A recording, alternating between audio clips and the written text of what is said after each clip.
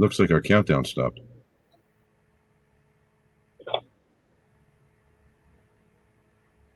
Good afternoon.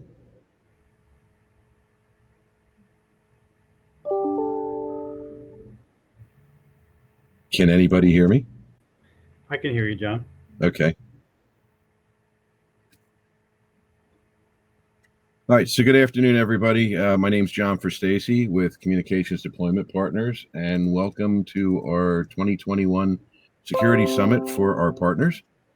I'll be moderating our call today, and we have three panelists with us, although we are experiencing a little bit of a technical difficulty.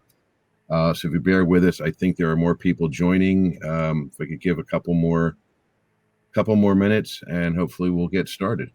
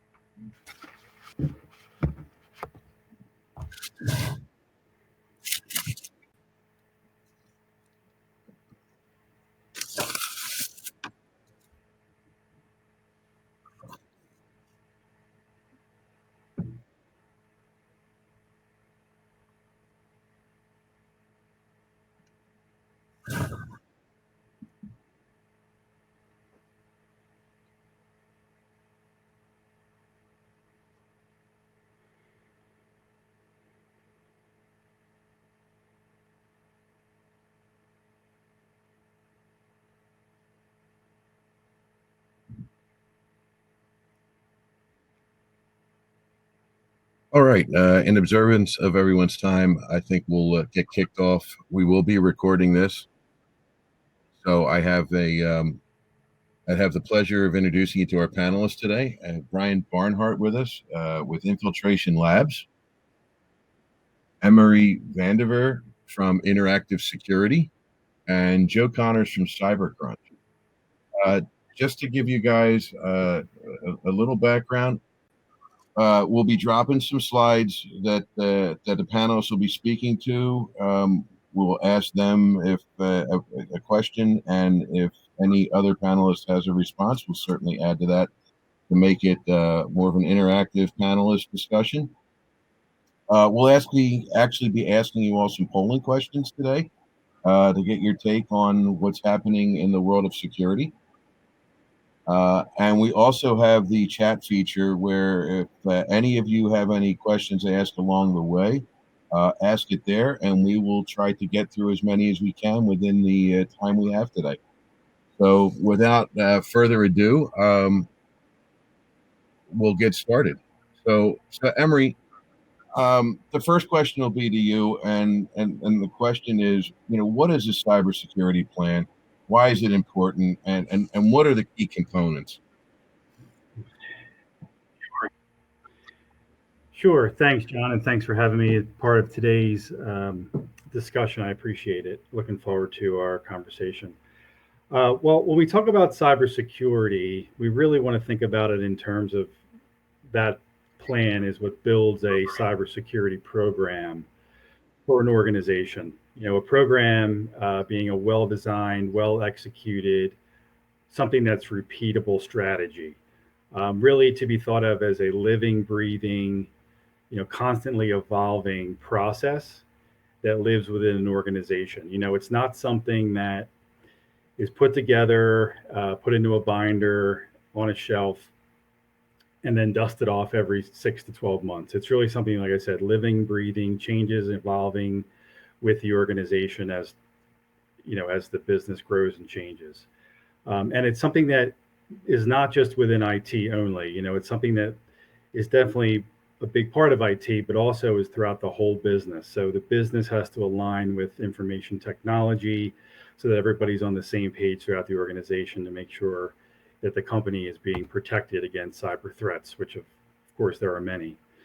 But when we think about a cybersecurity program, we're really thinking about, as we like to talk about it here at Interactive Security, four components go into this. First would be baselining. This is where an organization, does an initial cybersecurity risk assessment, often known as a gap analysis. This is information that is gathered, document discovery. It includes technologies. It includes policies and procedures. Involves internal staff as well as external vendors. The goal, of course, to understand, where are we today as an organization across all that, so we can figure out what it is we need to fix. So some of the typical things that'll be done during this gap analysis would be things like a network vulnerability scanning, penetration testing, application security testing, a cybersecurity risk assessment across the whole organization, maybe a dark web search. And all this involves IT leadership as well as non-IT leadership. Again, the theme being it stretches across the whole organization and also includes outside the organization. So things like third-party contract reviews need to be done to understand what obligations the company may already have or may have upcoming with third parties from a cybersecurity perspective. And then, of course, we need to consider any official compliance regulation requirements, things like HIPAA compliance, PCI, or maybe SOC. So that would be the first step. The next step then, of course, would be remediation of those gaps that are found in step one. We need to fix what's broken, implement things that maybe are missing, technology items, policy procedure items, maybe look at how we need to better educate and train staff, often referred to as employee security awareness training. And it's a holistic strategy. Again, it incorporates the whole business, internal operations, different departments, third parties, et cetera. And this is the step also where we identify the resources that an organization may need for help to remediate. MSPs get involved in this step, potentially internal staff or third-party cybersecurity firms. And then third step would be documentation. Documentation is key within any cybersecurity program, of course. So everything needs to be documented, policies, procedures, logging, all that fun stuff. And it needs to be created so it's repeatable, manageable, fluid, and understandable. So anybody at any time can go back and review what the program has and change it whenever it needs to be changed. And then finally is maintenance. Of course, all this is great, but it needs to be maintained going forward. And we always suggest that it's an executive level program. It's not something that just sits within IT. It stretches up to the highest reaches of an organization for proper support and maintenance. And then just going forward, things like cybersecurity risk assessments on an annual basis, or maybe semi-annual or quarterly vulnerability scanning and penetration testing, and maybe ongoing security awareness, phishing simulation training, things like that. Just again, to maintain the program and make sure it's evolving as the organization grows. So those are the main components. Thank you, Emery. Hey, Brian or Joe, or anything you'd like to add to that? Hey, first, thanks for inviting me to be a panelist on this presentation. Good afternoon, everybody. Yeah, I would just like to add and kind of augment what Emery said is, so think of a cybersecurity plan is it's your playbook if something happens, right? And it's that preemptive hey, let's not wait until something happens.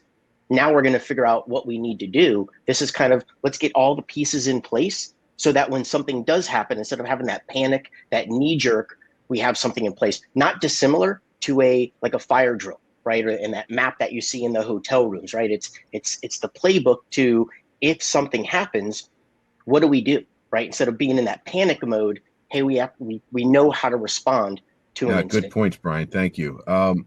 Following up on that, Brian, who should be included as the stakeholders in that cybersecurity discussion within an organization? Yeah, so I'll kind of echo what Emery said earlier as well. It's really got to be a top-down approach, right? It really has to come from senior leadership. Has to be invested in this. They have to believe in it. They have to support it, and they really need to be part of the process, right? We know how that goes in a business where if the executive team, right, the senior leadership, if they don't have faith in something, it's kind of hard for the lower level employees or anybody else in the organization to take it as serious if senior leadership isn't invested in it.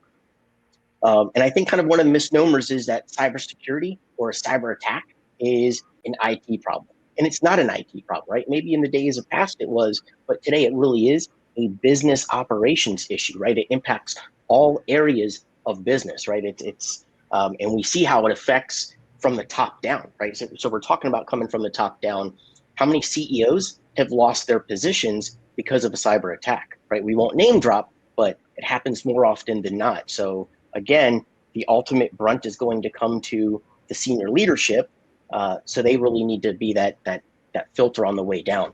But to kind of touch on who specifically, that's part of that cybersecurity development, right? So when you're creating that cybersecurity plan, that's when you pull together those various stakeholders, which normally includes legal or compliance, IT, tech support. If you have a help desk, they need to be part of that. HR, right? A lot of people think, well, why would HR be part of a cybersecurity plan? So it's not always external attackers that create the cyber incident, right? It could be an internal incident. So HR really should be at least on that list of people to have that discussion. Marketing, communications, right? If you have a PIO, if you're a big enough company, or whoever handles your communications, how do we deliver that message? And I think that I had said it before. I often see where a company has some sort of a cyber incident and their immediate reaction, right? Their again, a knee-jerk reaction is to email all of their clients, right? Or email their vendors and say, hey, we have a cyber attack, right? Or we've been hacked, but we're working on it, right? Any attorney worth their weight in salt will tell you that's the worst thing to do, right? Until you know what's going on, right? You don't want to go that direction. So really it's that cyber plan, right? Or that cybersecurity discussion is where you identify the stakeholders. Yeah, thank you, Brian. Joe or Emery, anything you'd like to add to that?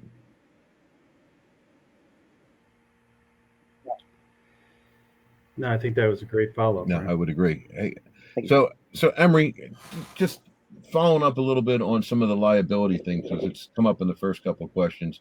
Yeah, can you shed a little light on how a customer might unknowingly be in violation of a contract with a vendor or a customer from a cybersecurity perspective? Yeah, it's a great question and a very popular circumstance that we find out there in the marketplace. Companies of all sizes have found themselves in, where they're already maybe in contracts with third parties, customers, customer MSAs, vendor agreements, etc., where they've signed off on contracts, and maybe do or don't realize that they've signed off on contracts that include cybersecurity requirements. Sometimes they're not hidden, but sometimes they're well integrated within the body of a contract. Sometimes they're pulled out as separate security addendums. But these requirements are contractual agreements where certain requirements are stated, and they can be as simple as, we require that you do an annual cybersecurity risk assessment by an authorized third party, or something as simple as an annual penetration test or vulnerability scanning to your network. Or they can be more onerous, larger requirements, things around uh, achieving a cybersecurity compliance certification, something like a HIPAA or a SOC 2 audit or a PCI compliance certification.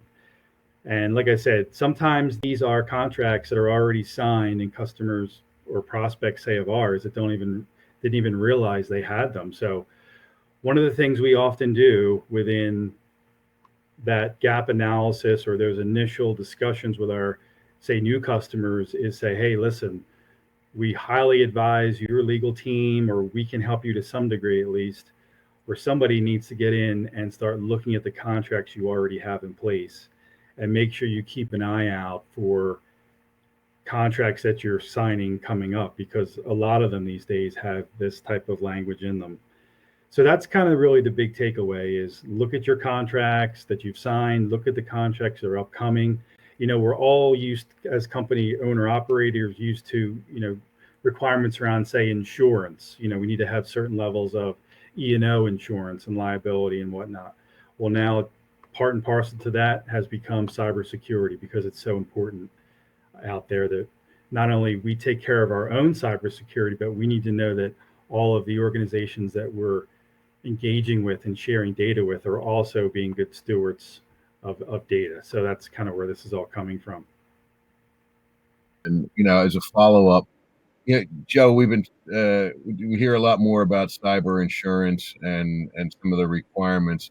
Maybe you could give us a little, give us a breakdown on what is cyber insurance and what should a customer expect it to cover. Sure, thanks, John. Typically, there are 6 elements to cyber insurance, and I'll start with the coverages, which are data breaches, intellectual property rights, damages to third-party systems, system failure, or natural disasters, cyber extortion, typically ransomware, and also business interruption. For data breaches, it's typically some sort of government regulation that's been placed on the company, whether it be HIPAA, GLBA, FACTA, FERPA. We call them the alphabet laws. And while the company's operating online, it has a heightened risk. Even companies that don't transmit personal data over the internet, they store the electronic information, and therefore there could be loss through unauthorized employee access or even hardware theft. Intellectual property rights, your company's online presence could be compromised through a corporate website or blogs or other social medias.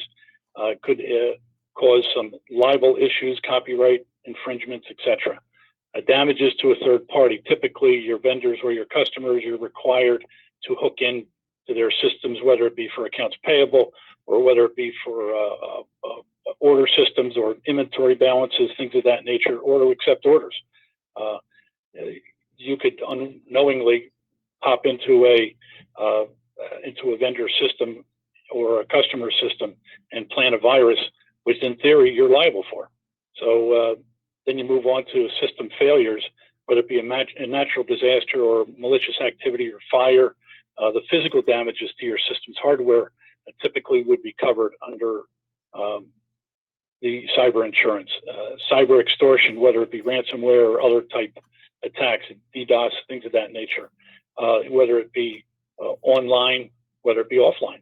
You could get some issues involved in that. That's typically covered. The one that most people are familiar with, which transcends cyber insurance, is the business interruption, whether it be use of your computer systems, a disaster that crippled your ability to transmit data, or a third party outsource that you provide, or you are the one relying upon that information. If that vendor provides a billing system for you, or order taking, or inventory management, or sales order systems, that often is covered. So in summary, the cyber insurance is very broad, but you have to know what you're covering, and most important, they will make you go through a very detailed checklist. And the better you are prepared for being able to understand the potential risks, will allow you to get the better coverage. Yeah, I think that's certainly great information, and I think there's a fair amount of confusion about the various levels of detail required to achieve certain coverage points. Emery or Brian, anything you'd like to add to that?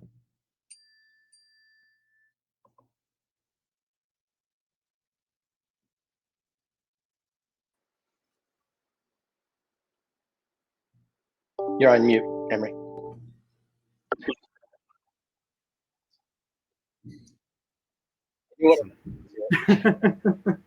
Sorry. Yeah, one thing I would say that we're seeing a lot of that's changed a lot recently in the marketplace as it relates to cyber insurance is that the requirements of those policies, the initial, I guess, assessment process in getting a cyber policy has gotten a lot more stringent and detailed to the point of I know some carriers are starting, depending on, I guess, various things, starting to require that a prospective customer for a new policy needs to go through a pretty in-depth cybersecurity assessment. So again, another reason to have a well-maintained cybersecurity program is that, if you're looking to get cyber insurance and good cyber insurance, having that program in place is definitely going to help you out a lot in terms of the insurance you can get and the premiums that will be associated with it. And keep in mind that, having a mature cybersecurity program, something that's been in place for some time, has a lot more weight than something that's newer. And that's, I think, an obvious thing to think about. So. Yeah. Yeah. So if I could just add, I think a lot of organizations think that having cyber insurance is the silver bullet, right? Well, why should we invest in all of this cybersecurity and have all this stuff in place if we're going to have cyber insurance and they're going to cover all this stuff? Well, as Emery and Joe both alluded to, it's not necessarily going to cover everything, and there's going to be some caveats to that, right? And the example that I use is I have a car insurance, but that doesn't mean that I can, drink a bottle of vodka, blow a bunch of lights, hit a bus full of nuns, and think that I'm not going to be liable for that, right? And it's kind of the same in the electronic world. I think a lot of us got away easy initially because, and this is just my perspective, it seemed like cyber insurance was just doling out these policies for really, really low or for very cheap, and they were paying everything out, right? Especially over the past couple of years, they've been paying out ransomwares left and right. And I think that we're going to see a change in that, right? Because now it went from being a loss leader, right, leading to bigger premiums or what it may be, and now we're at a point where it's costing them money. So we're going to see insurance costs go up, and the requirements go up as well, from my perspective. I don't think insurance companies stand to lose money too long. As a matter of fact, I don't know too many that have gone under. So once they have the data, they know that they can charge what they need to charge to make money. But thank you all for those answers. I think they're all very informative, and I think from a partner perspective, communicating with customers in general, that setting expectations and reality is sometimes a painful process that people tend to look away from. Brian, what are the most popular, and I use that term half-heartedly, types of cyber attacks that are out there, and how do you know that you've been attacked? Question.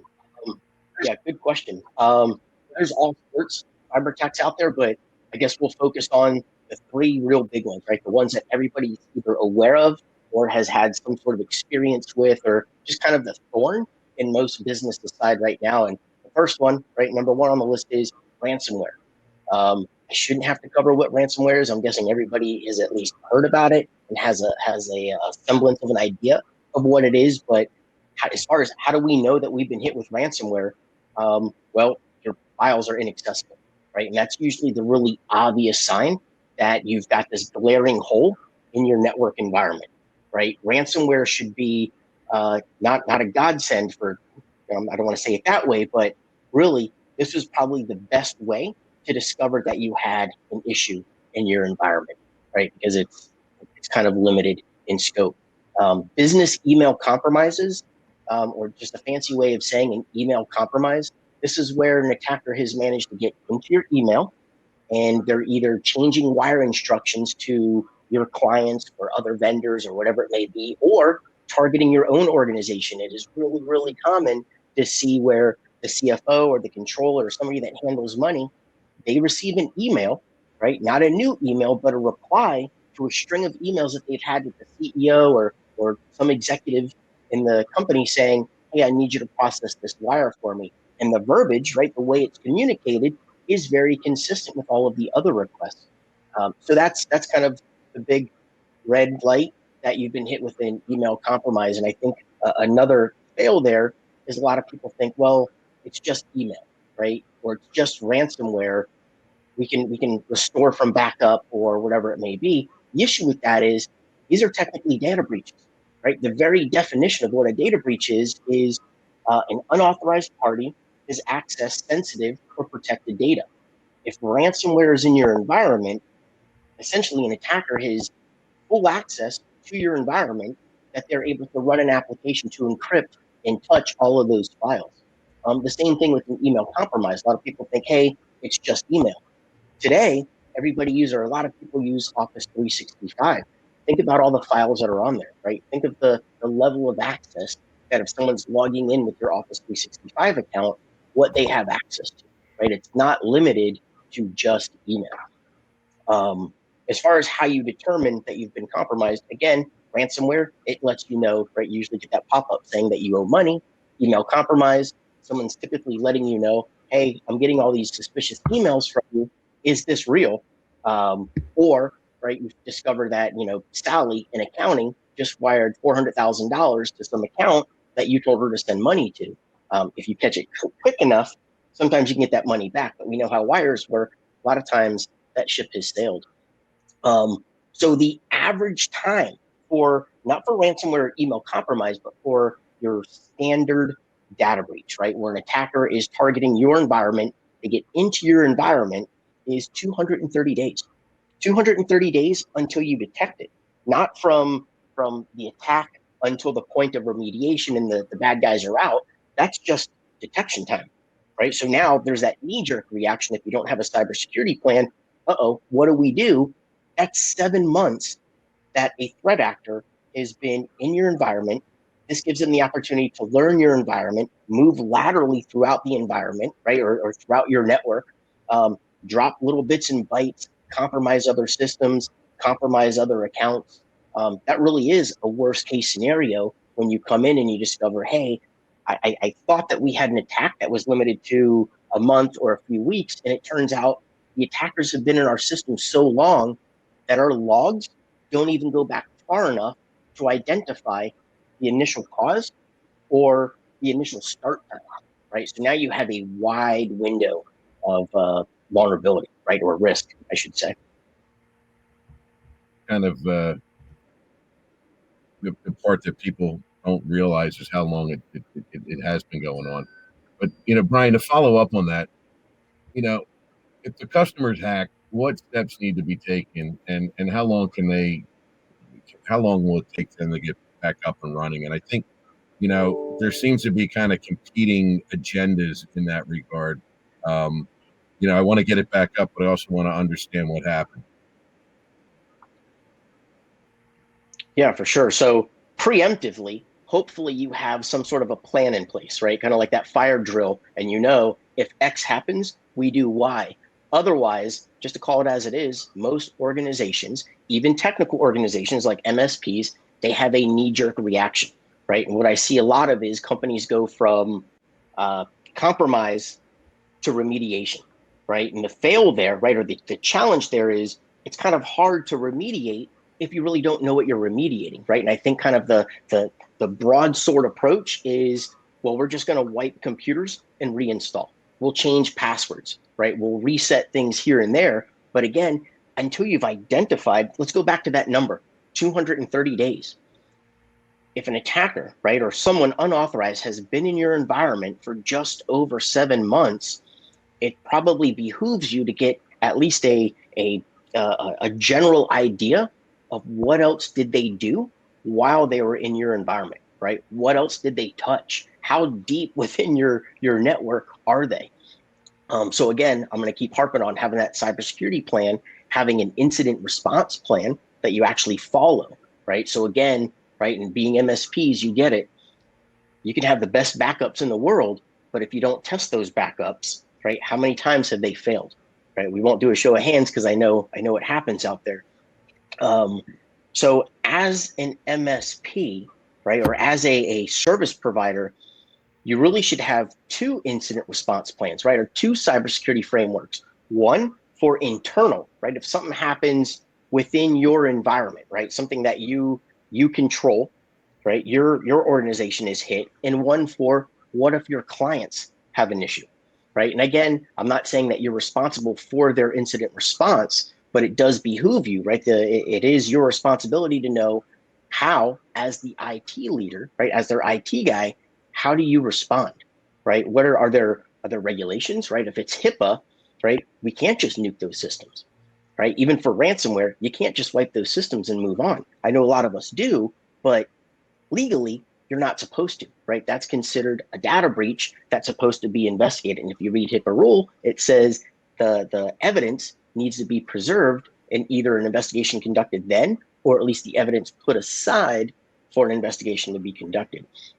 So that's why I say you really need to have two sets of response plans. One's for yourself and one for your clients. What if something happens? The biggest thing is preserving evidence, right? Don't just move right into that remediation and start nuking stuff or wiping accounts or what have you. I get it. You want to stop the bleeding, right? And I understand that point of triage, but you also don't want to completely wipe out any traces in order to identify the full scope of the attack, right? It's not uncommon for me to come into an environment, be given a very limited scope of, hey, this is the environment that's been compromised, only to do the deep dive forensics and identify, well, this is a bigger issue, right? It's not limited to Sally, the receptionist computer. This is moved throughout your network, and I'm seeing indicators that your domain controller has been knocked over, right? The Exchange server, right? That's a kind of threw that one in. So really, you want to identify the full scope of the incident. That way, you can answer those pressing questions, right? I'm going to read this from a list. How did it happen? When did they get in, and how did they get in? What did they do while they had access to your environment, right? These are important questions. What other systems and accounts have been impacted or compromised? And then was data taken, right? Those are kind of pressing questions for most organizations. Right? I often say that a cyber incident, it's a given, right? I don't want to be the sky is falling guy, but you're likely to have some sort of a data breach or some sort of a cyber incident. So that's certain. The impact of it, that is not necessarily certain, right? Depending on how you respond and how you're prepared, right, you may have very little negative impact. Joe, anything to add to that? Seems pretty dire.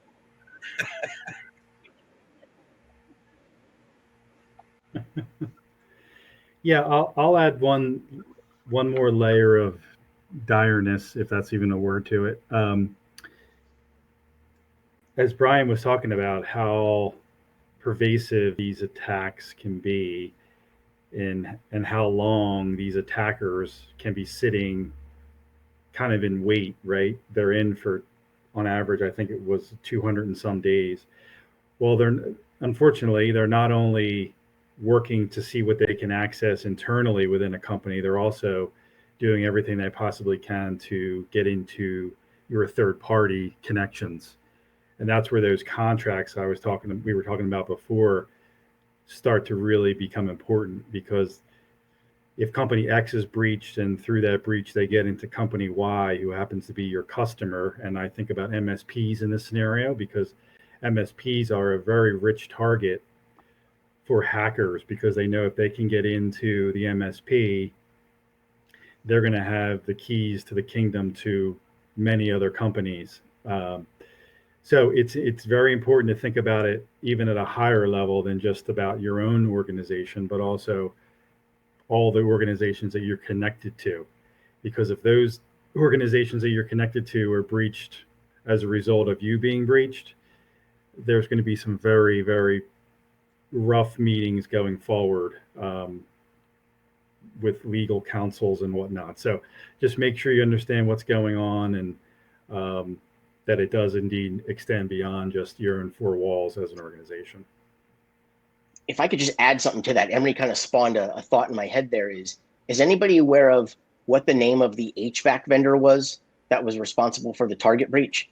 Right. So let's just think about that for a second. Target, right? This multi-billion-dollar organization, and they use some small little mom and pop, right? I'm just making this part up, but they use a small HVAC vendor that had limited network access into their environment.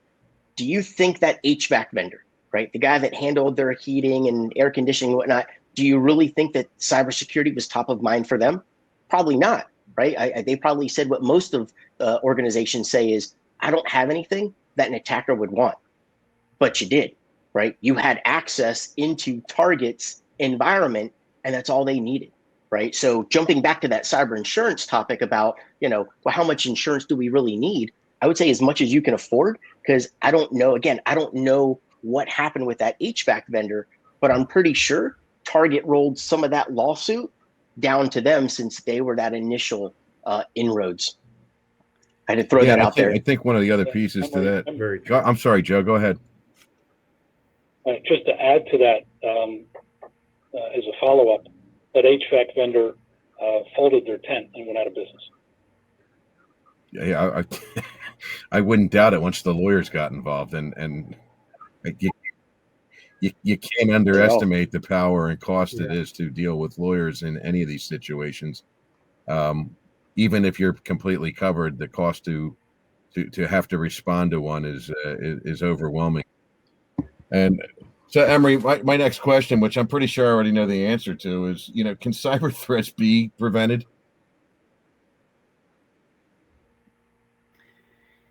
Yeah, no surprise that the answer there, unfortunately, is a big fat no. I don't think anybody had any other ideas.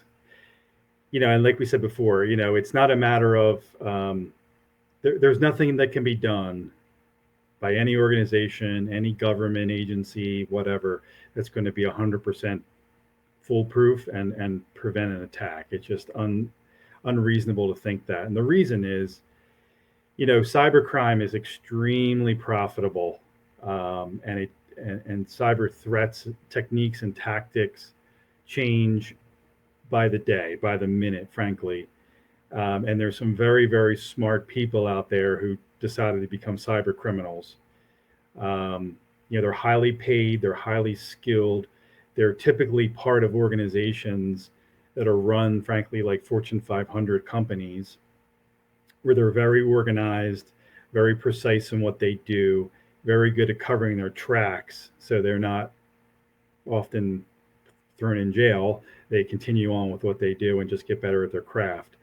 But here's the good news. The good news is, as we talk about in our organization all the time, if a company is willing to prioritize cybersecurity and build their program and have a plan and maintain it well, and bring in expertise where they should, when and where they should, they can do a great job of significantly decreasing their chances of becoming a victim of cybercrime. And that doesn't take, and here's another big point, that doesn't take, an astronomically large budget. It doesn't take an astronomical amount of time. A lot of quote unquote simple, basic things can be done to greatly improve your cyber posture, or improve your cyber hygiene, as they say. It's a huge ROI. Like Joe just said, organizations that are victims of cybercrime typically do not recover, especially those who aren't very large. So a relatively small investment up front will yield, the opportunity cost of not going under is huge. So no, you can't prevent it, but you can do a lot without a lot of money and time and internal expertise to prevent it from even happening in the first place. Spot on, and it's just putting minimal investment out there to get the path started and making it part of a strategic plan for constant improvement is probably what a lot of customers should be looking at if they're not already looking at that. Yeah. And hey, John, I just want to add one more thing to that often comes up in our conversations around this topic with customers. Not only is building your cybersecurity program important to protect yourself from, what we've been talking about, a cyber breach, but companies have realized that by having a solid cybersecurity program in place, it becomes a competitive edge, a competitive differentiator, something that they can promote and market, frankly, to their target market, to their customers as, hey, this is something that we've done to protect ourselves, but by nature of us doing that, we're also protecting you as our customer and as our client. And that brings a lot of credibility to the table. And I can tell you that in the MSP world, like it's been in the data center provider world forever, having these certain types of certifications, cybersecurity certifications like a SOC 2, as one of many examples, is really starting to become a requirement, not just a luxury item to have. Because if I'm going to give you, as a customer, if I'm going to give you access to my data, I sure well need to know that you are doing what you need to do to protect against it being breached. So I just want to make that I point think too. point taken, and thank you, Emery. My next question is directed at Joe, and we're talking about all these outside threats, but we really haven't looked at things like recycling or data destruction or the housing of unutilized resources as part of a cybersecurity strategy. So, Joe, maybe you can tell us, what's the main goal of the data destruction, and what are customers obligated to do on that end? Sure. The customer is obligated to securely destroy the data and document the destruction of the data. So I'll say that again because it really is super important. Most people in an environment, when they're bringing on new computer applications and installing new hardware, they typically look forward instead of backwards. And they take the equipment that they're taking out of service and put it up on the shelf or just give it to the local guy. They don't document the back end of it. There's two issues involved in that. One is the hardware, one is the software. There's a lot of equipment today that has software embedded in it, whether it be in a data service environment with very complicated systems, or whether it be your endpoint, or, with remote users today, something as simple as using a wireless connection instead of a hardwired connection. So think about it this way. On the software side, you need to eliminate the data, document the elimination of it. And on the hardware side, you need to understand what that hardware has capability of, because the guy before you who did the implementation and installation may have put information on there that you don't even realize is on there and it wasn't intended to be used for. For instance, HP has printers now that has a port that specifically holds hard drives. Well, you may not even recognize it if you're the guy getting rid of the equipment and looking forward to installing new equipment. So the thought of eliminating theft, complying with the regulatory environment, and eliminating or avoiding penalties and litigation, that should be top of mind. Yeah, I think that makes sense. Emery or Brian, do you have anything to add to that?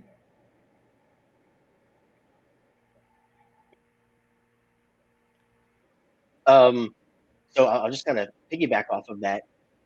As it's got to be done properly, right? So you have to go to a vendor that's actually securely wiping this data, right? If we're doing it internally, a lot of times maybe we're not taking those necessary steps.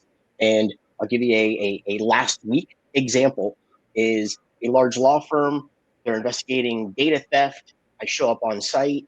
And IT tells me, or their managed IT tells me, well, 2 of these laptops have already been wiped and put back into service. I'm like, okay, how are they wiped? Well, we do a full wipe on them before we give them back.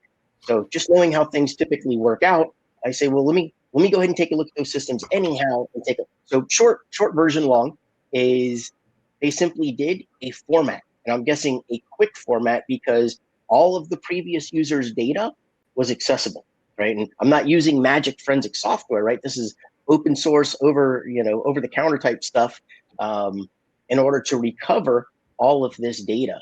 So, and that's their procedure, right? In their minds, they are securely wiping this data before it gets put in somebody else's hands. And it turns out it wasn't.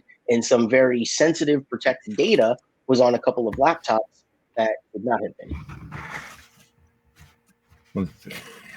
Not necessarily what you want to hear, right? So, but I would also say that you probably, when you're using a responsible recycler or data destruction team, that they're going to provide you with credentials that kind of pass the liability, to give you some insurance as a customer that things have been done in accordance with specific guidelines. And Joe, to follow up on the initial data destruction, there's also companies that, as we've alluded to, they've got rooms and rooms of equipment that they've taken out of service and think that it's secure there, as opposed to emptying the room out and reclaiming some of that space. Maybe you can talk about how destruction and recycling are related. Sure. There's 2 ways to look at it. One is the hardware side, and you want to use a certified recycler of the hardware. There's 2 extra governmental standards. One is called R2, and the other one is called e-stewards. Both of them are similar to ISO standards, but in the recycling and destruction world, they are aligned. I won't give you the nitty-gritty, but if you use one of those 2 industry standards, companies that adhere to that, typically you'll be fine. On the software side, you want to get in, understand what your SOP is, meaning on-site destruction, off-site destruction, and also validation of the destruction. Most important is, what are you destroying and how do you destroy it? So for instance, he had mentioned previously, you can do a full wipe. Well, does that really get the information off? You can degauss it. You can physically destroy it. We have equipment that turns it into dust, literally, because we do some Fed work that require that. And under the new types of equipment that are coming through, such as SSDs and SIM cards, etc., we had happened 3-4 months, actually 5 months ago, a situation where the customer was drilling a hole in the SSD. Now, that was good when you had hard drives and degauss them correctly, but with SSDs, they missed the memory chip. So we pulled up their 2021 business plan and gave it to them. It was a $1.5 billion revenue firm. So they were a bit surprised. They immediately asked us to help them eliminate this problem. So we put in extra steps, but they told us they had everything covered. It seems like the larger the firm, the less they have everything covered. So think of it this way: for software, you want to use one of 4 certified methods, but typically you want to definitely use someone who's NAID certified, or at least a NAID member. That'll help you determine what you're, allow you to sleep at night. And as I tell people, recycling does cost money. If people come to you and say, I'll do all this for free, how do they make money? Well, you know how they make money. They don't wipe anything and sell you the information. That's typically a no-no, because in our business, we can do all this work for less than the cost of 1 hour of outside legal counsel. And if you get a breach, you're going to have more than 1 hour of outside legal counsel. John? Yeah, I think, it's funny in one regard, but not funny when you start putting it in a perspective of cost. But thank you for that answer, Joe. The last question I have, and I'm going to throw this out to everyone, and this really focuses on, how do you broach this subject with customers? The discussion with the customers is challenging for many reasons as an IT consultant, MSP. But what are some of your thoughts on how to start that discussion, and I guess most importantly, how do you set boundaries with the customer or limit your liability as an IT provider when they don't go with your advice?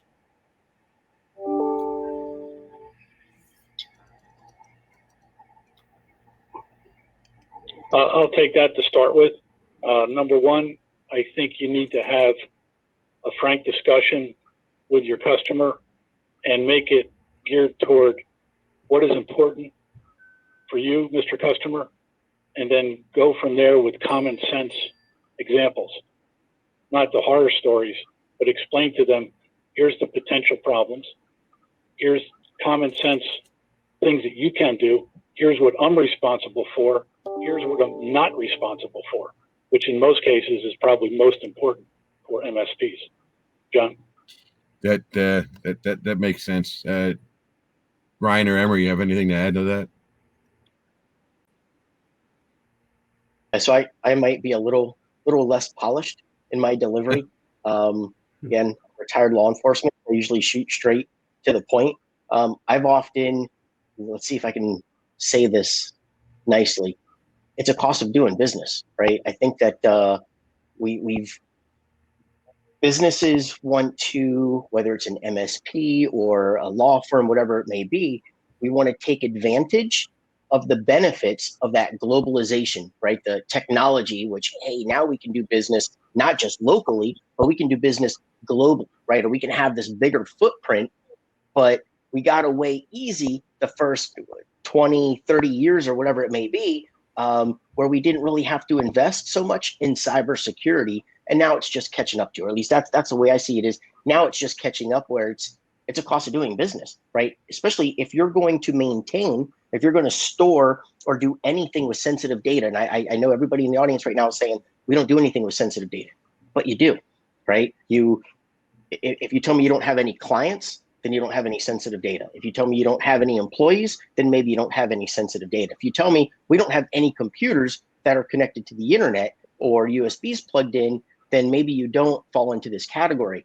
But if you have any one of those above, then you have something that an attacker wants. There's no business that's too small or too big to be a victim of a cyber attack. So really, I think that we're just in that stage where now we're realizing that, okay, if we want to reap the benefits of this globalization and technology, now we need to invest a little bit in it. Bull in the China shop kind of response there. Emery, you have anything to add to that? I mean, I think we nailed it. Yeah.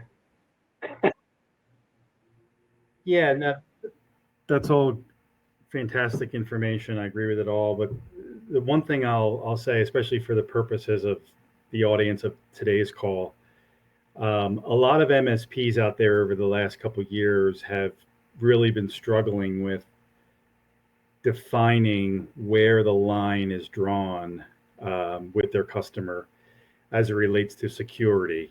Security, cybersecurity versus IT management, IT systems management. So the old adage of, the rooster shouldn't be watching the hen house is one that should be really thought about deeply by the MSP, frankly, not only to protect their customer, but to protect themselves equally, if not even more. Because a lot of times what happens is there's assumptions that are being made by the customer around what their MSP is doing for them from a security perspective. And when the unfortunate scenario happens where an MSP's customer has a cyber incident, they look right to the MSP and say, you're supposed to be protecting us against this, where the MSP then has to come back and say, no, this is what we've been trying to sell you essentially these types of solutions, but you, Mr. Customer, Ms. Customer, have not bought them. So it's a tough dynamic. So what the solution has become for many MSPs is to say, listen, here's what we do. We are your managed services provider. We facilitate, your IT systems, but from a security perspective, we would like to maybe bring in a third party to help do some third party independent assessments. And then we can all agree on what the right solutions are, and then all agree who's responsible for what. And that kind of even goes back to what we were talking about before with MSPs getting their like a SOC 2 certification as an example, because again, it just sets the table properly in terms of who's doing what and where and for who and who's responsible for what, so that there is no confusion. No, I think they're important takeaways. You have to. Sometimes that discussion can be difficult, but I think it's one that if you're not having it with your customers, unfortunately, when the wheels fall off and everybody lawyers up, it gets very costly and probably does more damage to a relationship or potentially ends it, which we've heard, probably more often than we'd like. At this point, I'd say, I think we've covered everything on our agenda, and I want to thank Joe and Emery and Brian for taking some time out to meet with you all today. I don't see any questions. Allison, did anybody post any questions for today's call? If not, I assume we did a really good job.